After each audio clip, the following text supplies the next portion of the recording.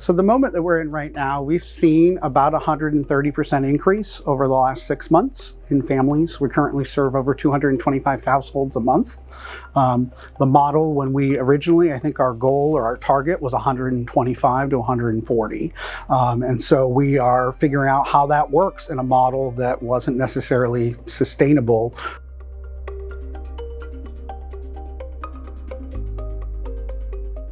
I'm David Riddell. I am the director of Venture Compassionate Ministries that runs this food pantry, and it's called 12 Loaves.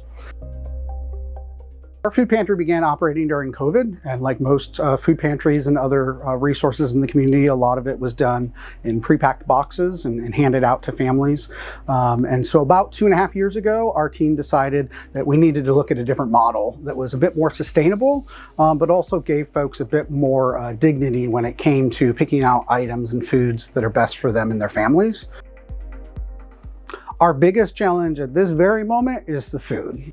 We go through about 10,000 pounds every 2 to 3 weeks.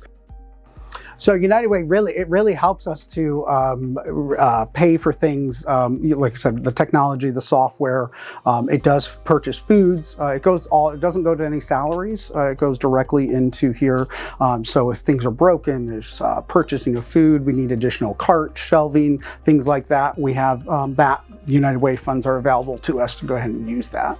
And so it's been, particularly with our leadership team, when we need to kind of pivot and need to look at a way to better serve our households. When we do those and we make those changes, oftentimes we're able to utilize the United Way funding for that.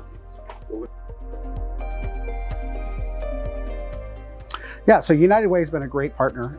We began working with United Way during the pandemic, and then this year began in 2025 with one of the multi-year grants.